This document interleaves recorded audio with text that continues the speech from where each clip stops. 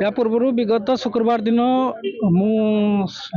सब collector BDO MI माध्यम कथा जे समूह चाषी बाबद मु तो गोटे क्वेश्चन पचारि जे मिलर मनमानी करुच्ची 2 किलो नाखा काटुची सोसाइटी काटुची 9 किलो 9 2 11 किलो कटुची गोटे क्विंटाल रे ये कटिन छटिन धान क्या पाखक जाऊँगी कहीं गोटे चाषी 11 किलो धान से मंडी रे बा सोसाइटी देकी कहीं से आज दुख प्रकाश करुच्ची एक कथा मत सब कलेक्टर कहला से ए सोसाइटी को कांटेक्ट करी कथा होते जे राजेंद्र कुमार विश्वाल सपरिवार धान जिते अच्छी जदि से दिन जाए तो तार क्वालिटी चेक करके हैरान करने जार व्यवस्था बोधे आज 5-6 दिन है भोगुची तेणु मो कहबार प्रश्न या जे सरकार कहते 3170 टका मुझे आसी धान दे सारा बेलू जदि गोटे क्विंटाल 11 किलो धान कटि जाए ताना केते पैसा गोटे चाषी अकाउंट को जाऊँगी से 11 किलो धान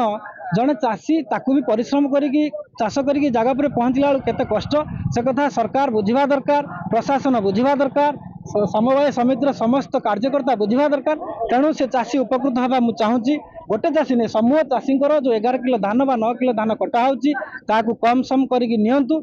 चाषी उपकृत हो मु तो निजे प्रमाणित देती क्विंटाल 2 किलो मिलर काटुची सोसाइटी काटुची 9 2 11 किलो तो सर्वसम्मुख में प्रमाण भी अच्छी तेणु मुझे चाहूँगी सरकार पाखे प्रशासन पाखे अनुरोध करुच्ची आपण यार गोटे तदंत करूँ मिलर एठी आसला बेलू मिलर मनमानी तो मंडी में मनमानी एठी धान गाड़ी उठुनी जगह ना आपड़ सोसाइटी नहीं जातु जब सेमती न होता एत धान सोसाइटी नियंत केमी चाषी चाषी भी हैरान हवा जो ताने से नहीं जाऊँ मु अधिकारी समस्त को नोटिस करी आज पर्यटन एत पर्यटन कहीं आसी पहुँचले 5 दिन भी से गाड़ी से मोर ठिया एत पर्यटन अलोडिंग होनी कि धान भी योग्यता ना बोली मान निर्णय कराई योग्यता रिपोर्ट दिखाई आम अयोग्य से धान गाड़ी से ठिया से तो मो पर टार्गेट रखी मो धान को ही जांच करा मो पर भी राग रखा जो राग मो धान को अलग स्वतंत्र भाव बाहर काढ़ दिया चित्र विश्वाल कम्प्लेन में राजेंद्र विश्वाल पुओ जाकि सी कम्प्लेन कर कलेक्टर ऑफिस जे आम 13% धान कटा किंतु एत पर्यंत से राजेंद्र विश्वाल कि चित्र विश्वाल परिवार कई जड़े धान देना जो ये कम्प्लेन आसला एमआई मैडम मत रात फोन कले कि आप 13% ये लोक काटी मुझे मना कली आम 13% तो कटा है ना कि द्वितीय कथा सी एत पर्यटन मंडी की धान आनी ना के कटा ही ना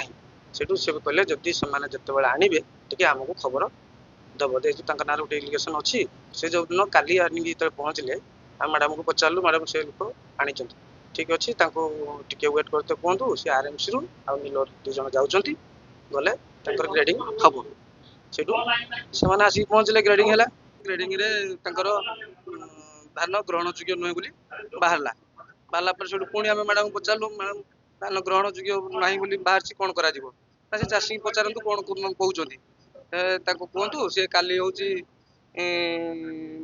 रख जदि सी आसिक न हो भद्रक आसिक आउ थे